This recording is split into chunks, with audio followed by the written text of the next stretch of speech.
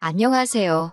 저는 결혼한 지 2년 된 30대 초반의 여성입니다. 평생의 반려자로 믿었던 남편이 바람을 피웠습니다. 남편을 용서할까도 생각했는데 시어머니가 오히려 제 탓을 하시네요. 어이가 없고 쪽팔려서 친구들한테도 못한 이야기 여기서 풀어보겠습니다. 저와 남편은 대학교 캠퍼스 커플로 만났습니다. 남편이 적극적으로 다가와서 사귀게 되었어요.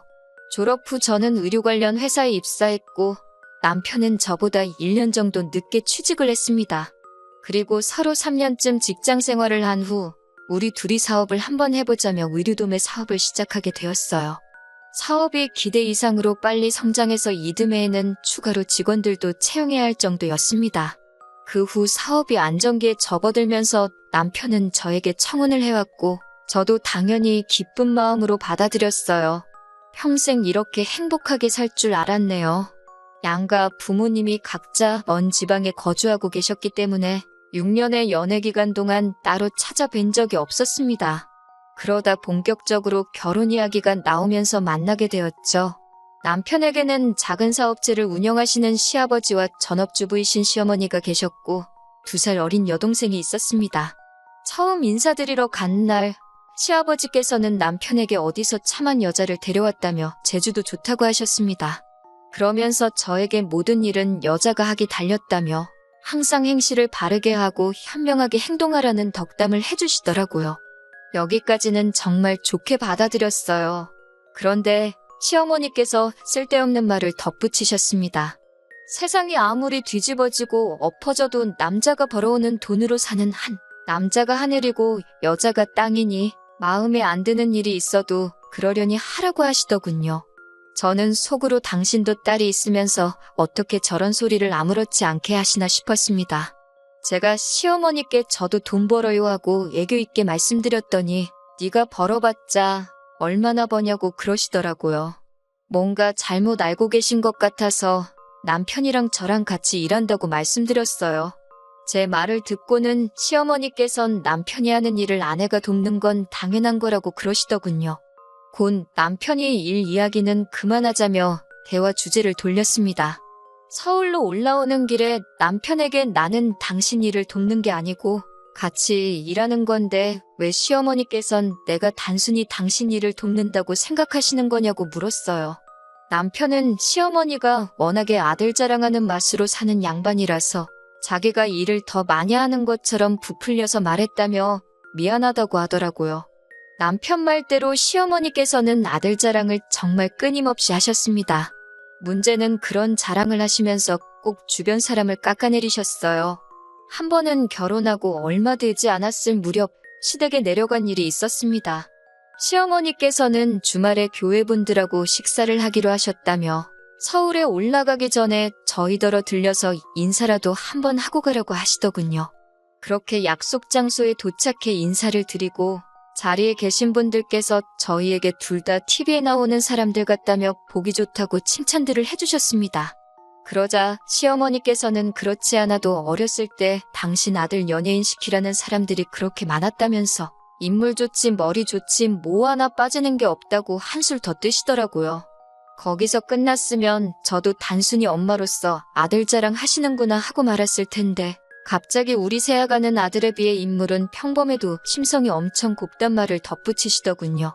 이건 거의 욕 아닌가요? 자리에서 표정 관리 안 돼서 엄청나게 고생했습니다. 뿐만 아니라 결혼하고 1년쯤 지난 언젠가 신우가 저희 집에 온 적이 있어요. 신우는 시부모님이랑 지방에서 사는데 그날은 서울에 볼 일이 있다며 하룻밤 재워달라고 하더라고요. 생각보다 신우가 일찍 집에 왔는데 막상 셋이 있으니 어색해서 술자리를 갖게 되었습니다. 그런데 그날따라 남편이 제일 먼저 취해서 자러 들어가고 신우랑 저랑 둘이 남게 되었어요. 신우도 이미 취할 만큼 취한 상태였는데 저더러 자꾸 쪽쪽아 이렇게 저를 부르더라고요. 도대체 쪽쪽이가 뭐냐고 왜 저를 그렇게 부르냐고 물으니 아들 등골 빼먹고 산다고 시어머니가 저 없는 데선 저를 쪽쪽이라고 부르신다더군요. 그 이야기를 끝으로 신우는 잠들어 버렸지만 저는 억울한 마음에 밤잠을 이룰 수가 없었습니다. 다음 날 시어머니한테 전화해서 저를 아들 등골 빼먹는다고 쪽쪽이로 부르셨냐고 따지니 당황한 시어머니가 어디서 들었냐고 그러시더군요. 그러면서 하신다는 말씀이 그냥 웃자고 농담처럼 한 말이라고 완전 틀린 말도 아니지 않냐고 하시더군요. 사실 일전에 남동생이 가게를 얻는데 2천만 원만 빌려달라고 해서 제가 빌려준 일이 있거든요. 부모님보단 누나가 편해서 이야기하는 거라고 했었고 이자도 톡톡히 준다고 해서 딱 2달 빌려줬습니다. 아무리 그래도 어떻게 이자를 받냐고 하니 그럼 누나랑 매형 선물이라도 해주고 싶다며 명품 지갑 하나씩 사주더라고요. 그런데 남편이 이 일을 시어머니께 자기가 무슨 처남 가게라도 차려준 듯 과장해서 이야기를 했고 그 이야기를 들으신 시어머니께서는 다시 저에게 연락을 하시고는 왜 남편이 힘들게 벌어온 돈을 친정에 빼돌리냐며 그러는 거 아니라고 호통을 치셨어요. 생각보다 일이 커지자 남편이 나서서 자기가 수습하겠다며 시어머니께 해명 아닌 해명을 해서 오해가 다 풀린 줄 알았는데 그게 아니었나 봅니다. 시어머니는 그 사건 이후로 제가 남편 등골이나 빨아먹는 여자라고 생각하셨던 모양이에요. 저는 고민 끝에 남편에게 사업을 따로 해보자고 했습니다. 남편은 의외로 흔쾌히 좋다며 기왕 이렇게 된 거 생활비도 반반씩 부담해보자고 하더군요. 저도 차라리 그렇게 하면 시댁에서 말 나올 일도 없고 낫겠다 싶어서 좋다고 했습니다. 남편에게 그런 꿍꿍이가 있는 줄도 모르고 말이죠. 저는 같이 일하던 직원 중 마음이 맞던 여직원과 작은 사무실을 얻었습니다. 그리고는 예전에는 중국에서 대량으로 들여와 팔던 도매에서 벗어나 소량씩 오더를 받아 특정 업체하고만 거래하는 의류도매업을 시작했어요. 다행히 여지껏 사업하면서 인맥 관리를 잘 해놓은 게 있어서 여러 사람의 도움으로 쉽게 자리를 잡을 수 있었네요. 하지만 남편은 기존에 하던 사업이 지겹다며 다른 일을 하겠다더니 와인바를 차리더군요. 말이 좋아 와인바지. 누가 봐도 이해 안 가는 위치에 매장도 작아서 누가 올까 싶었습니다. 그럼에도 불구하고 제가 아무 말도 하지 않았던 건 제가 남편 사업에 대해서 이러쿵저러쿵 말하기 시작하면 남편도 똑같이 제 사업에 다시 간섭할 것 같았거든요. 그렇게 각자 사업을 시작한 지 한 3개월 정도 지났을 무렵입니다. 연애할 때부터 남편은 핸드폰을 잘 들고 다니지 않아 무척이나 속을 썩였던 사람이에요. 그런 사람이 언젠가부터 손에서 핸드폰을 내려놓지 않고 잠금까지 설정해 놓았더군요. 그뿐만 아니라 새치가 워낙 많아서 제가 항상 염색 좀 하라고 노래를 불렀거든요. 그럴 때마다 자연스러운 게 제일이라며 죽어도 안 하더니 언젠가부터 멋들어진 갈색으로 염색을 하고 다녔습니다. 부쩍 외모에 신경 쓰기 시작한 이후에도 무엇보다도 밖에서 자는 게 싫다며 여행 다니기도 좋아하지 않고 하다못해 찜질방도 안 가던 사람이 사업상 아는 사람을 만나봐야 한다며 이따금씩 외박을 하기 시작했습니다. 제 친한 친구에게 털어놓으니 혹시 제 남편이 바람피는 거 아니냐고 하더라고요. 그러다 결정적으로 여자가 생겼다는 확신을 갖게 된 사건이 있었습니다. 저는 그날 모처럼 쉬는 날이라 남편이랑 근교에 가서 꽃 구경이라도 좀 할까 생각하고 있었어요. 하지만 남편이 아는 사람하고 상의할 일이 있어서 아침 일찍 나가봐야 한다고 했습니다.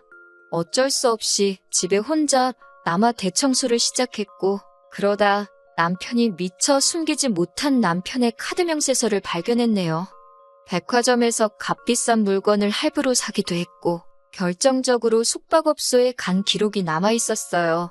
이튿날 돌아온 남편에게 카드 명세서를 들이밀며 바람났냐고 물으니 너무 순순히 그렇다고 하더군요.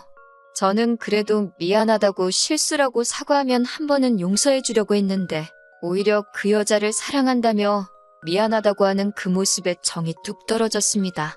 이혼하고 싶냐고 하니까 그건 또 잘 모르겠다는데 어이가 없더라고요. 저는 시어머니께 일단 전화를 드렸고 남편이 따로 만나는 여자가 있다고 말했어요. 차마 친정에는 말할 수가 없어서 시어머니께 같은 여자로서 위로라도 받고 싶었습니다. 그런데 시어머니께서는 한숨을 내쉬더니 원래 남자가 잘나면 여자들이 무슨 콩고물이라도 떨어질까 싶어 들러붙는 법이라며 이 또한 지나가리라 생각하고 잊어버리라더군요. 오히려 괜히 일 크게 만들어서 우리 아들 일하느라 바쁜데 괜히 스트레스 받게 하지 말라고 하시면서 말이죠. 통화를 할수록 있던 정, 없던 정 전부 다 떨어져서 제가 그냥 이혼하겠다고 하니까 시어머니께선 말귀를 못 알아먹는다며 마음대로 하라 하셨습니다. 시어머니든 남편이든 진심으로 사과만 해오면 저는 솔직히 소송하지 않고 적당히 위자료만 받고 끝내려고 했어요. 애시당초 같이 살고 있는 집은 친정어머니 명의로 되어 있었고 저희는 전세가 아닌 월세로 돈을 내고 있었기 때문에 아무리 남편이 물고 늘어져도 남편 몫은 하나도 없었거든요. 그런데 남편도 시어머니도 뻔뻔하게 행동을 하니 저도 악에 바치더라고요. 결국 변호사를 사서 그 여자한테 먼저 위자료 청구 소송을 걸었고 이를 알게 된 남편이 절대로 이혼해주지 않을 거라며 엄포를 놨지만 귀책 사유가 남편에게 있었기에 제가 이혼 소송을 또 걸었습니다. 변호사 말로는 남편 앞으로 사업장도 있고 하니 재산 분할을 받을 수 있을 거라고 했습니다.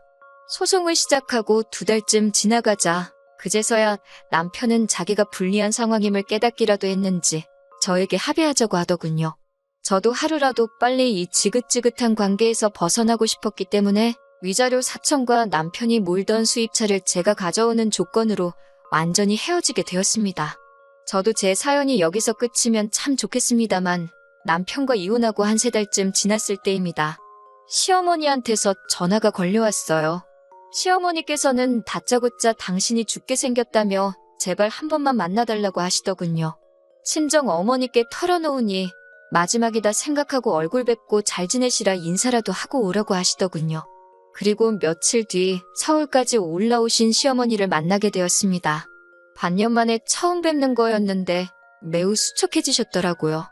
건강하시냐 물으니 갑자기 닭똥 같은 눈물을 뚝뚝 흘리시면서 시아버지가 바람이 났다고 하십니다. 시아버지가 말수가 없으시긴 해도 그러실 분 같지는 않았는데 참 별일이다 싶더군요. 시어머니 말씀은 시아버지가 이혼하자고 하는데 자식이라고 있는 것들이 두 녀석 다 돈이 있는 시아버지한테 달라붙지 자기 편을 들어주는 이가 하나 없다면서 이를 어쩌면 좋겠냐고 저더러 자기를 도와달라 하시더군요. 그 아버지의 그 아들이라더니 참 피는 못 속이는구나 싶었습니다. 저는 시어머니께 따로 해드릴 건 없고 그냥 이혼하시는 게 속 편하실 거라고 조언해드렸어요. 그러자 시어머니는 그럼 자기는 이제 뭘 먹고 사냐고 해서 소송 거시고 위자료 받으시라니까 자기는 그런 거 할 줄 모른다며 자꾸 저에게 도와달라고 하시더라고요. 저는 정말 이번이 마지막이라는 심정으로 하나부터 10까지 제가 했던 그대로 설명을 해드렸습니다. 그러더니 갑자기 시어머니가 저에게 그럼 당신 아들 돈을 4천이나 뜯어간 거냐면서 지독하다고 하시더군요. 그러면서 그 돈을 다시 내놓으랍니다. 당신 아들이 준 돈이니 당신 돈이나 마찬가지라며 그 돈으로 변호사 비용을 내셔야겠답니다. 기가 차서 정말 실소가 나오더라고요. 그동안 잊고 살았던 서름이 갑자기 복받치듯 올라와서 시어머니께 그동안 시아버지하고 자식들 등골을 쪽쪽 있는 대로 빨아먹고 사시더니 이제는 맏며느리 등골까지 빨려고 그러시냐며 왜 이렇게 염치가 없으시냐고 쏘아댔습니다. 그러자 시어머니가 말 다 했냐고 화를 내면서 마시고 있던 냉수를 제 얼굴에 끼얹으시더군요. 저도 질세라 제 앞에 있는 주스를 시어머니 얼굴에 끼얹으면서 이제 엄연히 남남인데 막 하지 마시라 했습니다. 아이고 소리만 연신해대는 시어머니를 뒤로하고 카페를 나오는데 속이 다 후련하더라고요. 그날 이후로 얼마 전까지 저는 일에만 몰두하며 살았습니다. 집에 있으면 잡생각이 자꾸 나서 우울해졌기에 정말이지 일하고 집만 오가며 살았던 것 같아요. 그래도 덕분에 지금은 연예인들한테 협찬도 하고 해외로 수출도 하고 제가 목표했던 바를 하나씩 이뤄나가게 되었습니다. 그러다 얼마 전 정말 우연히 예전 신우를 만나게 되었습니다. 의료업계 종사자들하고 같이 술자리를 하게 되었는데 자기 회사 인턴이라며 아는 대표가 신우를 데리고 나왔더라고요. 처음부터 신우에게 나쁜 감정은 크게 없었기 때문에 반갑게 인사를 할 수 있었습니다. 술자리가 파하고 집에 가려는데 신우가 저를 기다리고 있더라고요. 예전처럼 언니네서 하루 자고 가도 되냐고 묻길래 그러라 했습니다. 사실 같이 한 세월이 있어서 그런지 전 남편 소식이 좀 궁금하긴 하더라고요. 간단히 말하자면 전 남편이 만나던 여자는 남자 등쳐먹기로 유명한 여자였대요. 애초에 처음부터 남편의 돈을 목적으로 접근한 것이었고, 저랑 이혼하고 얼마 되지 않아 여자한테 돈 다 털리고 그나마 가지고 있던 사업인 와인바도 망했답니다. 시아버지는 시어머니하고 별거에 들어가셨고, 오갈 곳 없어진 남편과 시어머니 둘이 같이 살고 있다네요. 신우는 지금은 고시원에 머물면서 직장생활 시작했고요. 신우에게 잘 지내라고 가끔 연락하면 언니가 맛있는 거 사준다 했습니다. 전 남편에게는 내 소식은 전하지 말아달라 하니 알겠다곤 했는데, 솔직히 전에도 저는 뭐 꿀릴 거 없어서 걱정하진 않습니다. 앞으로도 지금까지 그랬던 것처럼 최선을 다해서 열심히 살아야겠다는 생각뿐이에요.